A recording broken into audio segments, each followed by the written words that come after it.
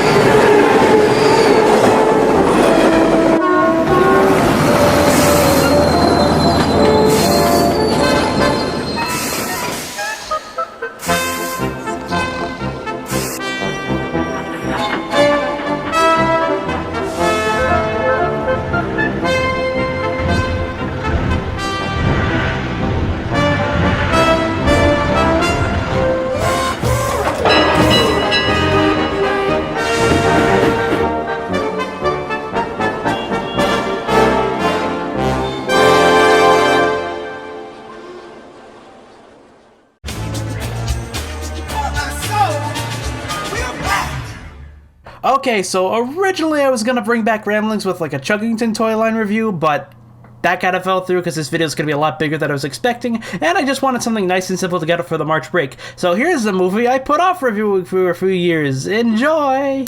My gym partner's a monkey has not aged well with the times, and the Big Field Trip TV movie is pretty much an example of why that's the case. In an era of chowders and out of Jimmy's heads, this was about 3 notches away from out of Jimmy's head. Not that terrible, but like not very good. Credits due, it wasn't one of the worst Cartoon Network shows ever, and it was at least sort of fun in terms of its art direction and voice cast. Unfortunately, the show got sunk thanks to lame writing and uninspired plot lines. Ironic considering the concept of the show about a kid who pretty much gets sent to an animal school thanks to autocorrect is actually a pretty creative premise.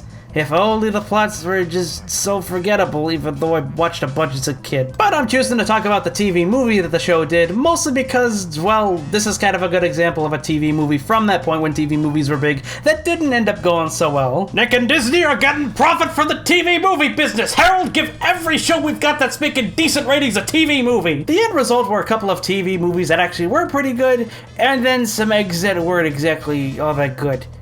This is one of them. The movie pretty much follows Adam Lang and Jake Spider-Monkey, the 2 leads of the show, joining the rest of the Charles Darwin Middle School gang for the annual school band Big Field Trip. Just from that sentence, you actually get a lot of funny opportunities to work with, especially if you've been on as many field trips as I have. It's a nearly 20-year-old college student learning animation. Unfortunately, the writers kind of give up after the first quarter, and instead of going with a funny National Lampoon-style plotline, they just dump them in a forest and then just do 3 different plot lines. I'm pretty sure there's about 3. The major joke being for all of these is they're afraid of actual wild animals because the zoo animals don't have their instincts anymore, which could have been interesting, but they just wasted on jokes that get dragged out for way too long, as do most of these TV movies that have mostly inexperienced crews who are just kind of tooted out into existence. But yeah, the subplots are like Adam loses his piccolo to a chipmunk, that somehow leads Jake to becoming a chipmunk king. The 4 characters are actually funnier than the main leads. They get into a Lord of the Flies thing, which they allude to, and then the teacher's doing stuff, and then Adam, like literally the last quarter of the movie, he encounters some bears, and then stuff happens, and bleh. I probably shouldn't have recorded this while I had a cold. The movie's pretty much like actually being stuck on a road trip. You're just kind of sitting there waiting for something exciting to happen, but then nothing really happens and you just want to do something else, but you're stuck there and you can't really do anything. There are times when they actually do throw in some funny jokes, but most of them are either uninspired, uncreative, or just kind of feel like they're there just to get to the 44-minute finish line. Seriously, some of these gags go on for like a solid minute or two. It's pretty not good. It isn't exactly made fun, with the two main characters are kind of not really fun to watch. Adam's just Todd from Wayside with no personality, and Jake is just not fun to be around. Not even the beautiful vocals of Tom Kenny can save this poor monkey. Then again, he couldn't save Elf Boy in the movie, but honestly, I'd just rather watch this movie than Elf Boy in the movie. Because Elf Boy in the movie is just terrible. Though at least the side characters, even though they still suffer from bad subplots, are a little more fun to watch. Like, who can remember such iconic characters such as Slips, Principal Pixie Frog, Slips, Windsor, Ontario, Slips, Toucan Sam's cousin, Slips, Jeffrey the Giraffe's sister, and Slips. Okay, the point is, Slips the best character. You can't argue. Slips is just the greatest of them. Even the animation just kind of leaves me feeling, Which sucks, because the movie is actually kind of nice to look at times. The character designs are all spot on, and the backgrounds are just beautiful to look at, and rightfully so, because they won an Emmy. Yes, this TV movie is somehow an Emmy Award winner. I don't know how. Wait, I do know how. Why am I acting like I don't know how? That's kind of redundant. But the actual character animation is just kind of like Family Guy, but not as bad as Family Guy. There's some funny poses here and there, but it's mostly just very generic and uninspired poses that they just kind of pull out every now and then. Though I probably shouldn't complain, because I'm a first-year animation student, so I'm still kind of a baby. I am but a beginning bub in the world of animation. But then again, this movie spoils its ending through a freaking who's on what routine, so I don't know. Yeah, spoilers if you actually wanted to watch this movie. The big field trip is to a big field. You get it? It's a big field trip. Also, this ending confuses me because most of the movie is just kind of like, oh, the piccolo causes the animals to go to sleep because real instruments put them to sleep. But they had this, like, they still kind of have instruments. I know they're not like conventional instruments, but they're still instruments. So I know the music is like that they play is bad, but like, why? They're still instruments. Why? They're still instruments, so why are they being put to sleep? I don't even care. It's not worth it. I'm not friggin' nostalgic, Mr. Not So Nostalgic Critic. Overall, do I recommend the big field trip? No. It's far from worst TV movie ever territory, but it's not really worth your time or effort. It's not even so much a so bad it's good TV movie. It's just kind of like your average, not very good, dragged out, pretty much just pumped out for the sake of advertising TV movie that seemed to be pretty common during this time period. If you want to watch My Gym Partner's a Monkey though, then I would recommend you go ahead and check out My Gym Partner's a Podcast, which pretty much has like the whole first season done so far. So if you want to get a pretty basic idea of watching the show while having some fun watching the show, then go watch that instead. I cannot wait for them to give their thoughts on this movie, and also the other hour-long special that wasn't advertised as a movie, but was still kind of a movie anyway, Animal School Musical, which is actually a little bit more memorable. But anyways, that's enough Gym Partner for the day. I'm Milan, thanks for watching, and maybe more rambling soon. Let's see how this one does, folks. Well, the chugging one's also got to come out, so you guys are gonna like have to see that soon. Anyway, see ya!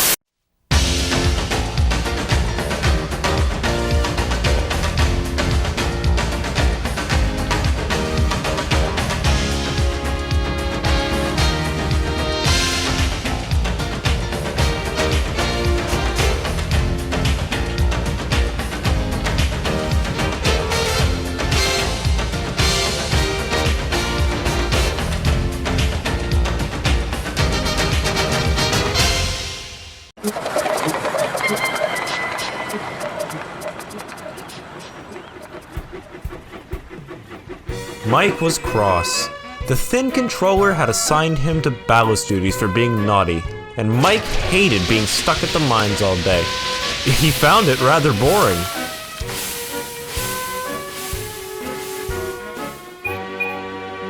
One morning, Mike arrived at Chipperton Wharf with a loaded train of ballast. He saw Duncan, who was getting his train loaded.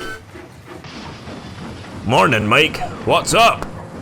"I feel overworked. That's what's up," huffed Mike.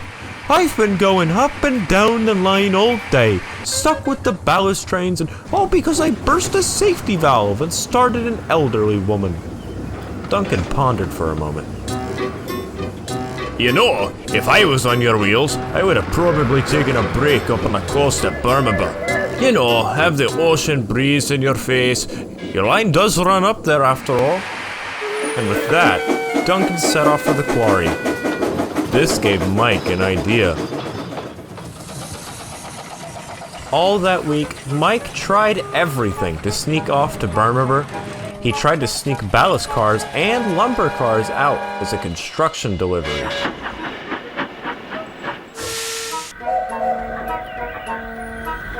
He tried to run off light engine on his own and even begged the yard manager to let him go there.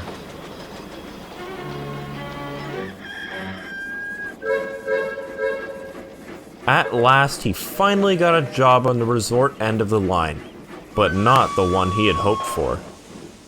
An express train needs to be arranged at the Swahili Water Park Resort for a group of tourists. I need you to bring them some coaches, so they have enough for the train to carry them. Yes, sir, said Mike, but he had a plan.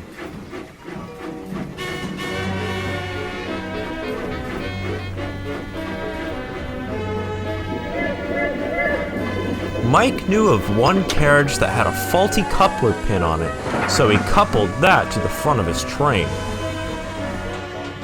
As he trundled out with 5 heavy covered carriages, he felt the pin push against him as he went downhill. Not yet, he said. We've got to wait until we reach the resort.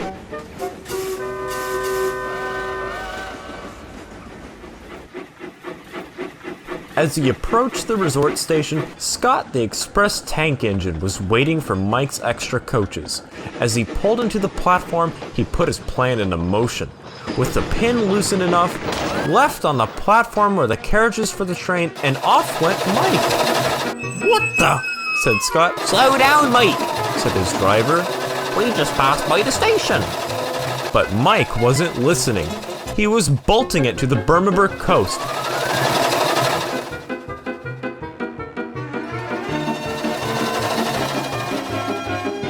Stations and shunting yards flashed by as his driver fought for control of the regulator.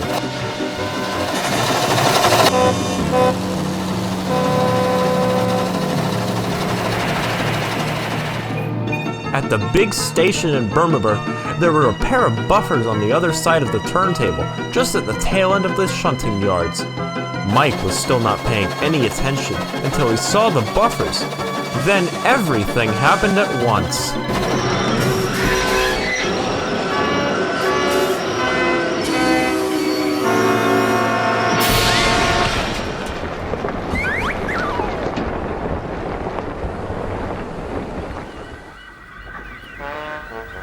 Mike found himself standing on the sand instead of the rails with the remains of the buffers behind him.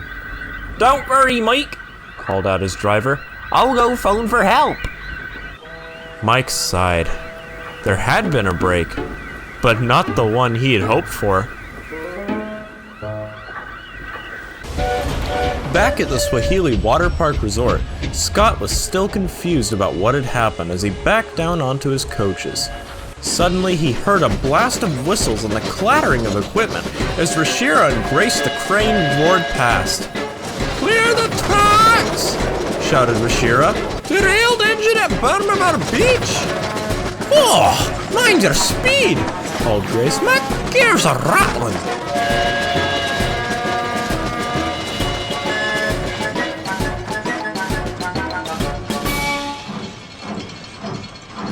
As Mike was lifted back onto the rails by Rashira and Grace, he saw that Rex and Bert were also there. They'd come to help repair the tracks and buffers beyond the turntable.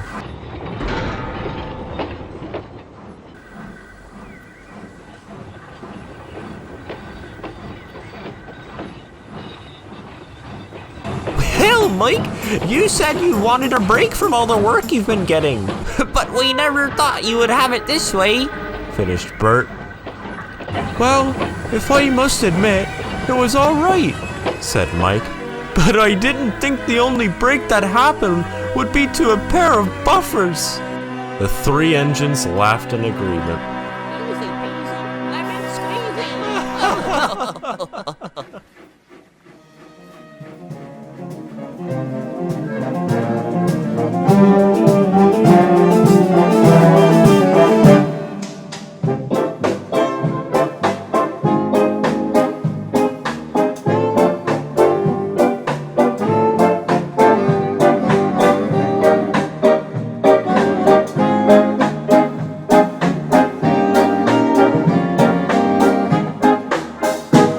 Welcome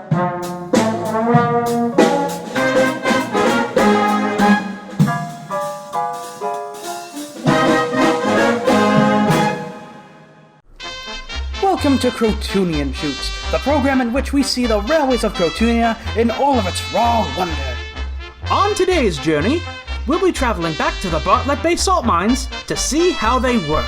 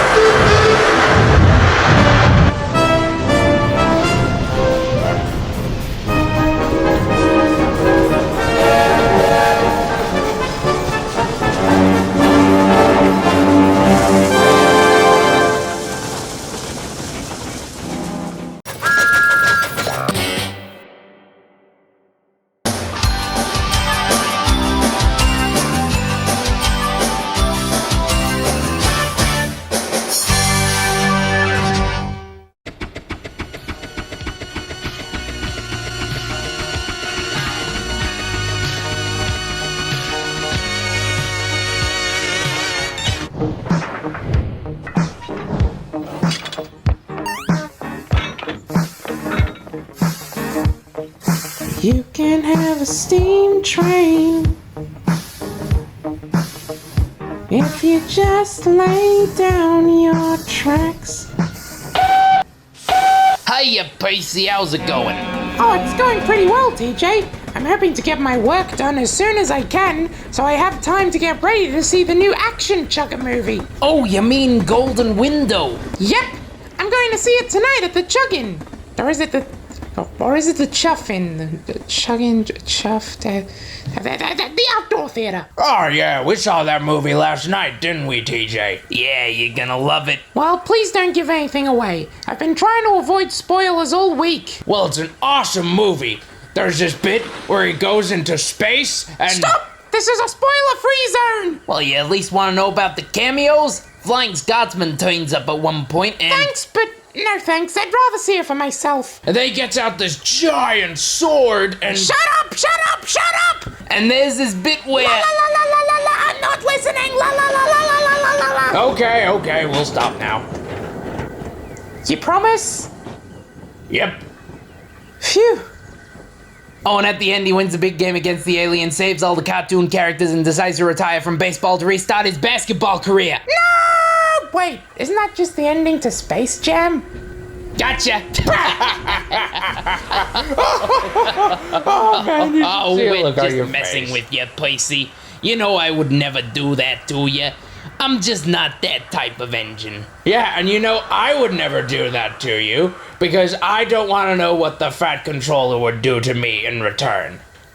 He's still holding my favorite video game hostage.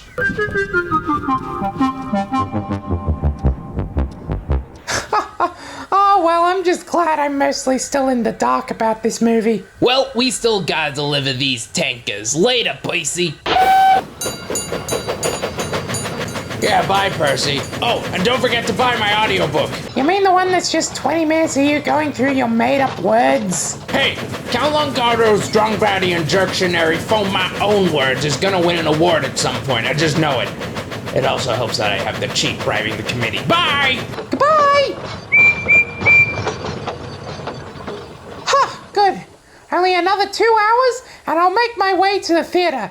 I can't wait to see Golden Window. Oh, that's a great movie. Especially the part at the end where Action Juggle finds out his father's still alive.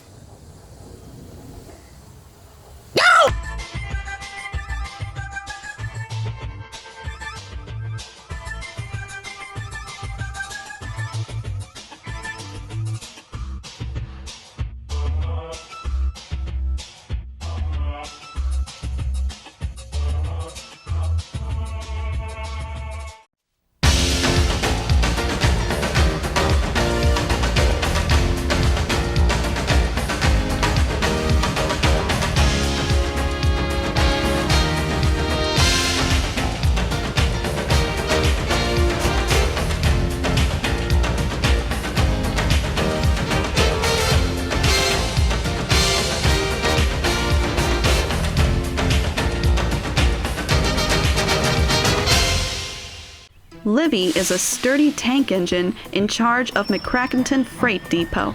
It's near a small town just near the hills beyond Calville and Foston, and often gets deliveries from all over the railway.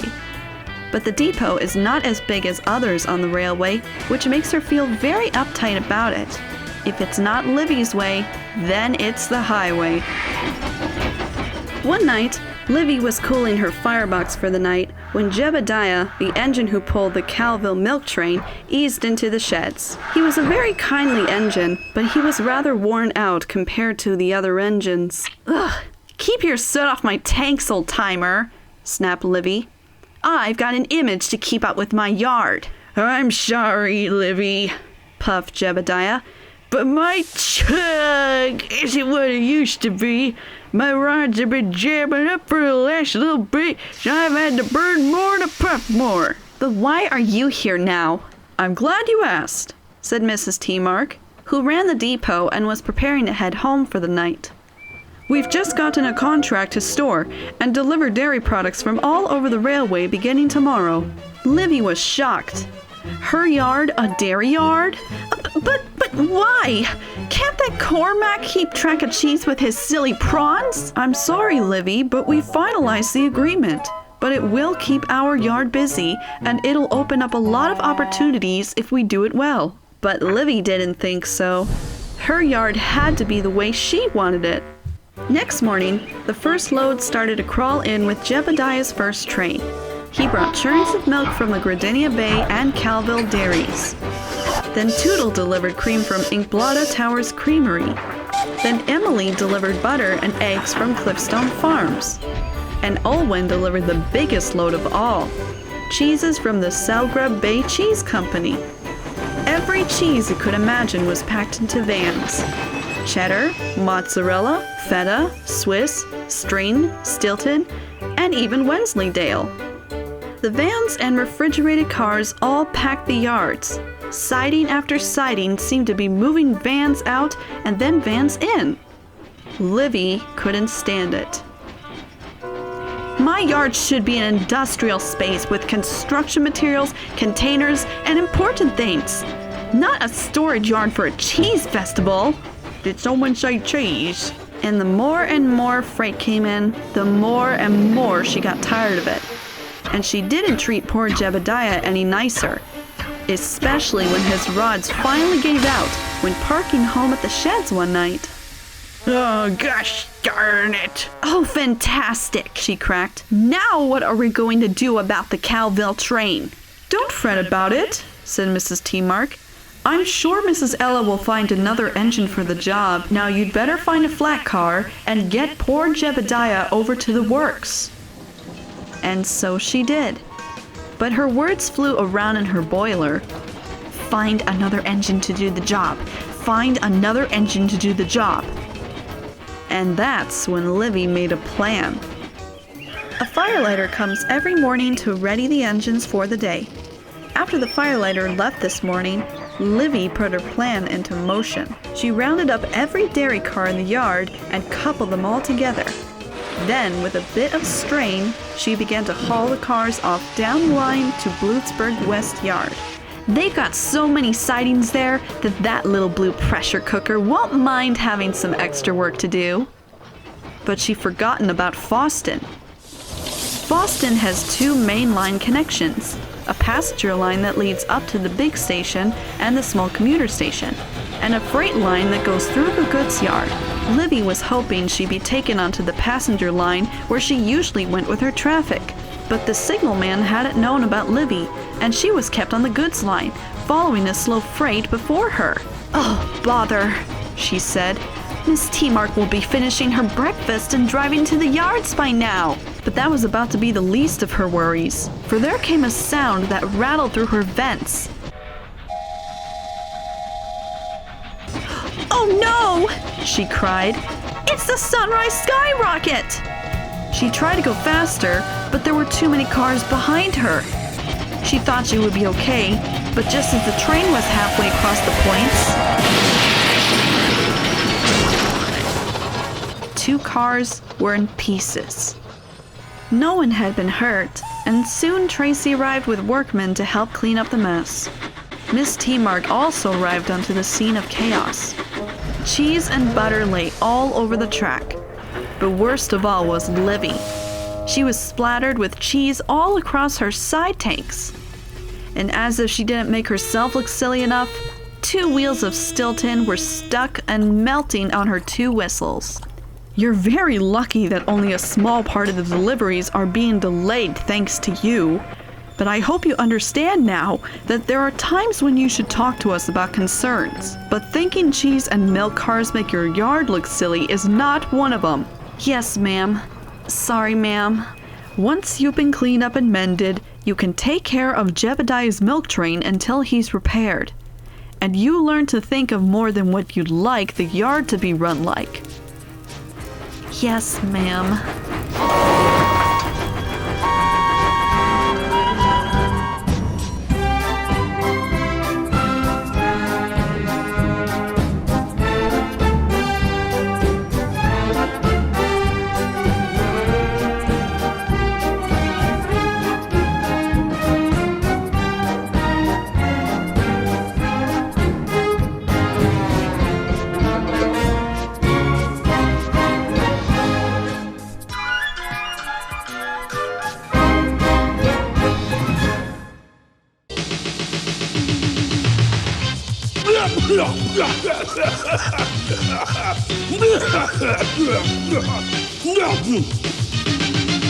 Listen, kid, I think you should know bad like me is the way to go. Being nice is just for saps. Being good is a handicap. I'm bad, see? You gotta be bad like me.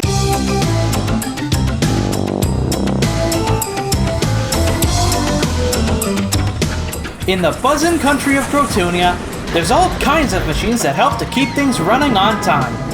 Each one having their own special job to do, but every now and then, they need a machine to help sort out all kinds of cargo. Like Russ, the reach stacker diesel from Chuggington Docks. Russ is certainly a one-of-a-kind diesel. He's a little like Harry and Hamish, a little like Skylar, and a little like Harvey. But unlike other crane engines, Russ has a container clamp instead of a hook, and his crane arm is curved instead of straight, so he can lift containers high off the ground. Russ is always ready to help out, and his nimble ways and friendly attitude makes him a friend to all who visit Groflin Harbor. He's one mighty machine. Welcome to Crotonia, Russ.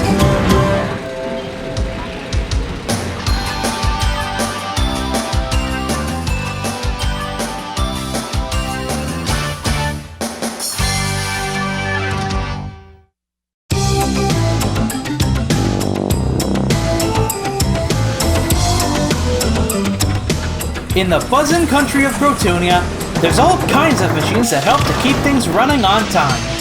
Each one having their own special jobs to do. But every now and then, new machines come to help run a new part of the railway. Like Audrey, the Super Seaside Express engine. Audrey is quite a blend for an engine. She's got as many wheels as Edward, is almost as big as Gordon, and has a cat like Livi. Audrey's a super strong engine too. She can pull as many as 12 coaches. That's almost 3 times more than your average little engine on Crotonia. Audrey may get swept up in her thoughts and imagination sometimes, but her creative attitude and care for her friends, along with the new poems and tales she makes on her travels, makes her one mighty machine. Welcome to Crotonia, Audrey!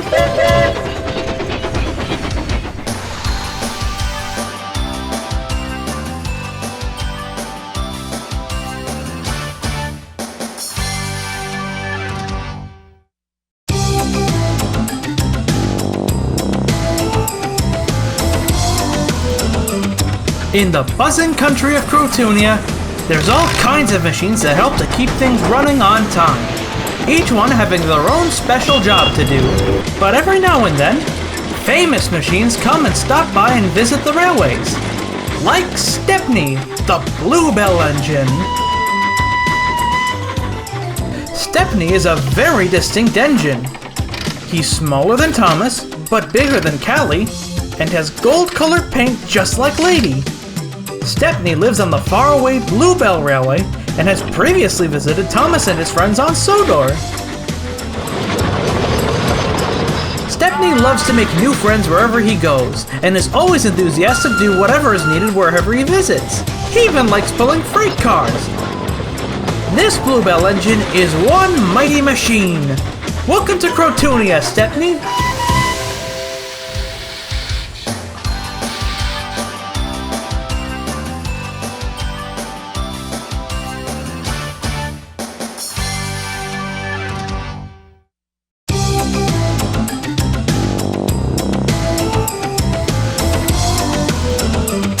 In the buzzing country of Crotonia, there's all kinds of machines that help to keep things running on time. Each one having their own special job to do, but every now and then, you need a big machine to take on the biggest jobs. Like Warrior, one of the strongest star tugs. Warrior's a super-sized tugboat. He's bigger than 10 cents, bigger than Sunshine, he's even nearly as big as Olsen. His main job is working with Whip and Scruff at the rubbish and recycling yard, but he also helps to bring ships in as well. Warrior tends to be a little bit clumsy on the water, but his heart's as big and strong as his engine, and will always roar into action to help a friend in need. Warrior truly is a mighty machine. Welcome to Crotonia, Warrior!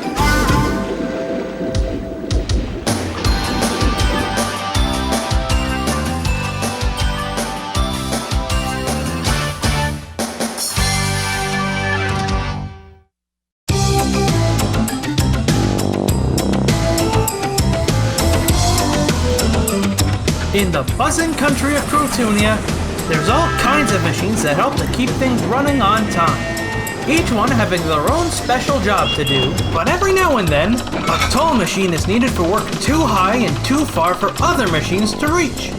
A tall machine like Cranky the Crane from the island of Sodor's Brendam Docks. Cranky's a smaller crane than others in the country. He's smaller than Terex, and smaller than Christabel, and smaller than her twin Crystalline. But it doesn't stop him from being useful. Cranky is still very strong, and is much more portable than some of the other cranes in the country. Well, some of them.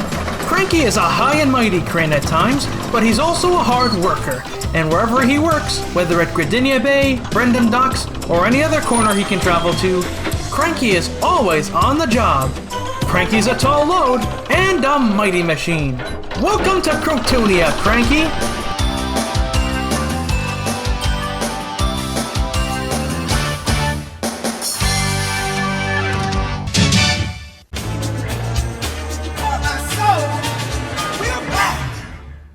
Thomas and Friends. You know what it is, you probably know the changes it's been going through, and we can all agree the show's been a fandom war zone with more changes than ever before due to changing television landscapes. The recent 23rd season provides a major example for this with the sudden change of doing a trio of half-hour specials rather than the 1-hour movie event we're all used to. Launching this is Digs and Discoveries, an experiment using 2 specials as a mini-series package and the main franchise tentpole for the year, while the third special remains standalone.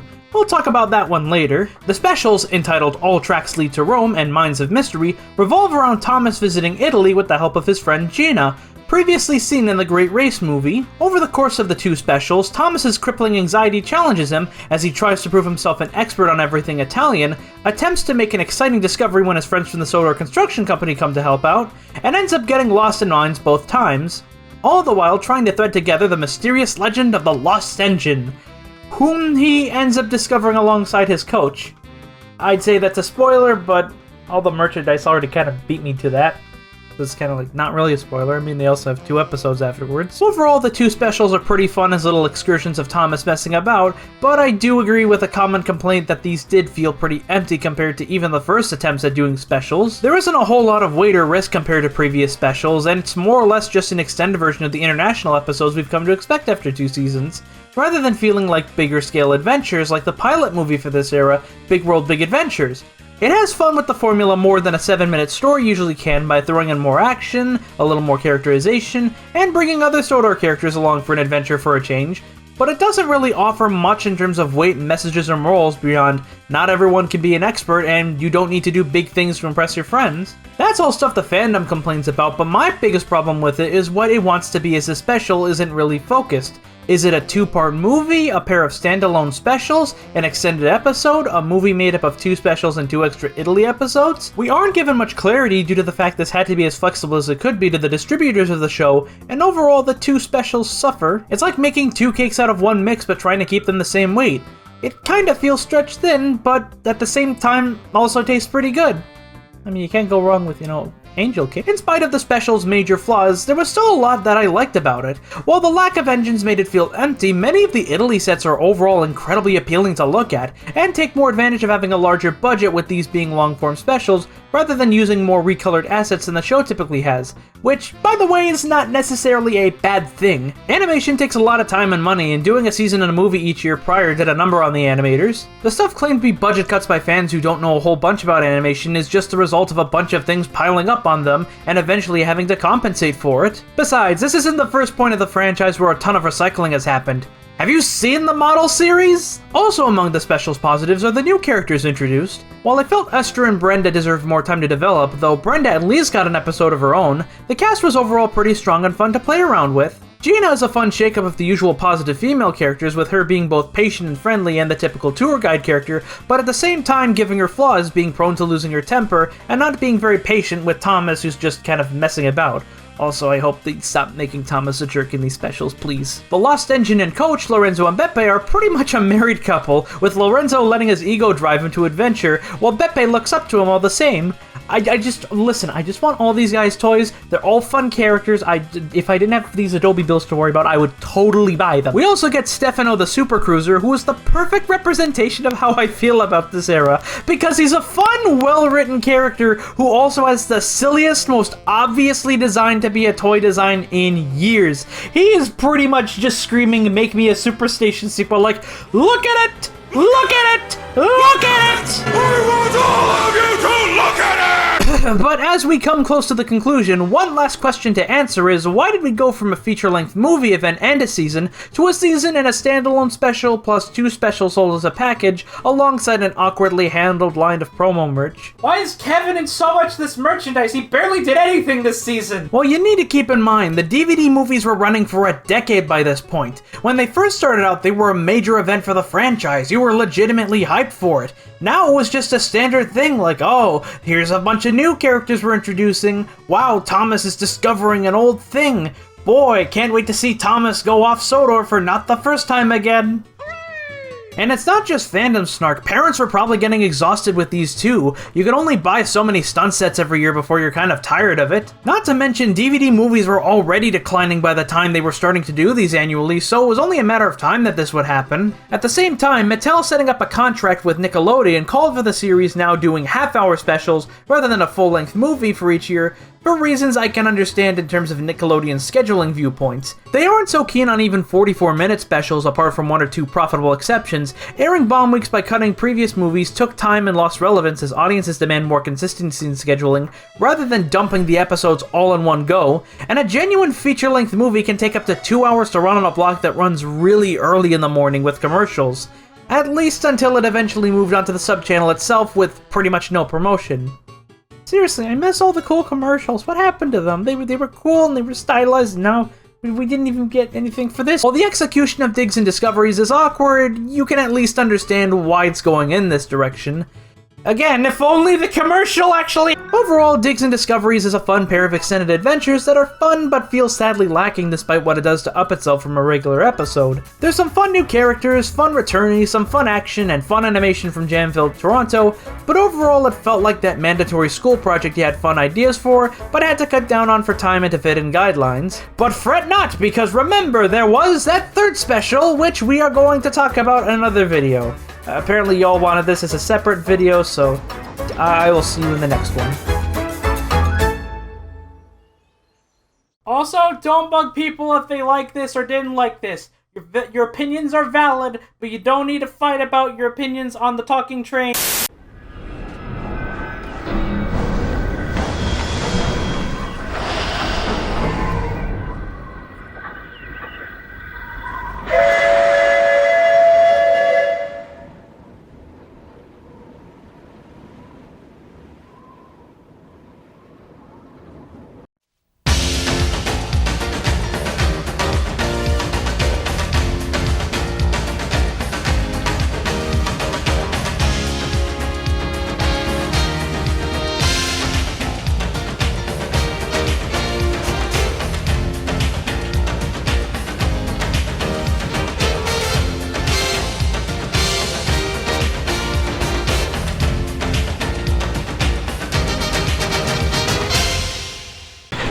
Early one morning, Harry was struggling to get some freight cars moved from a siding.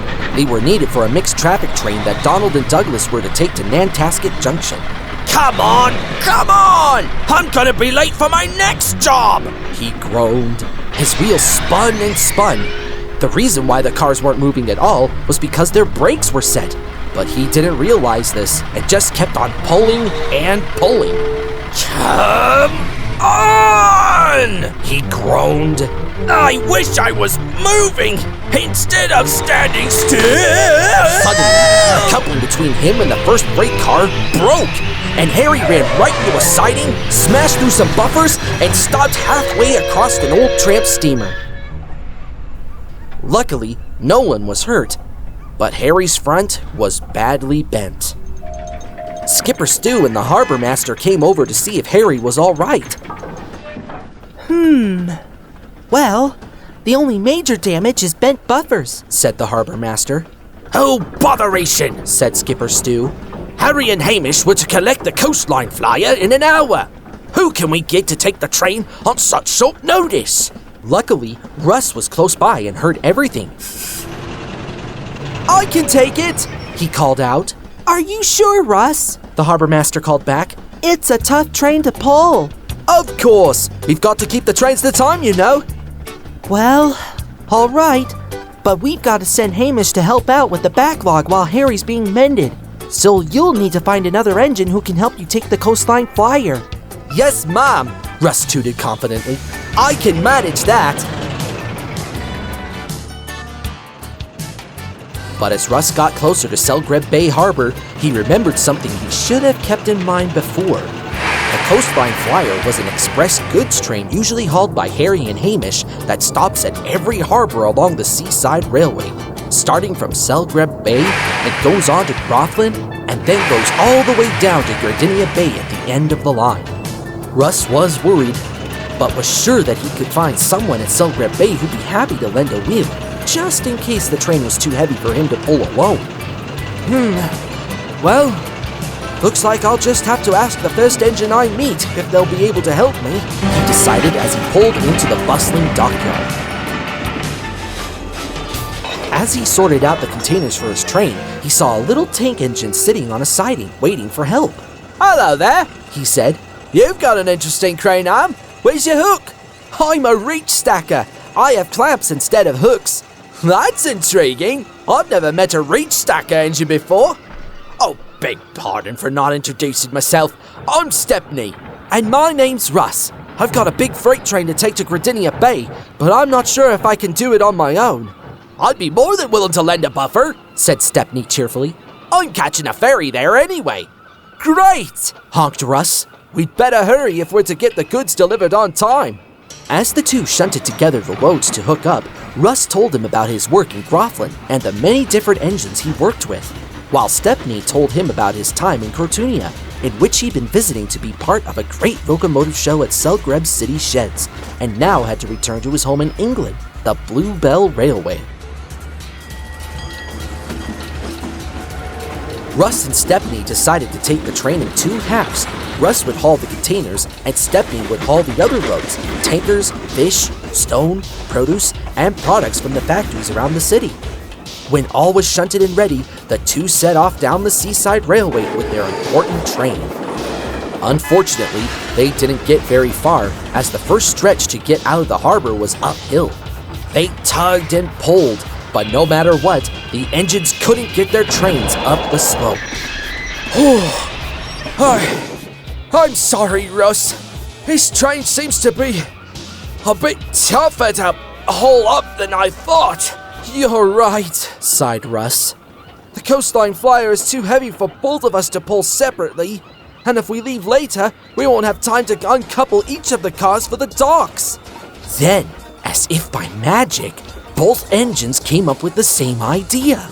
They decided to arrange each of their trains into two new halves. Cars for Groflin were coupled to Stepney, and cars for Gradinia Bay were coupled to Russ.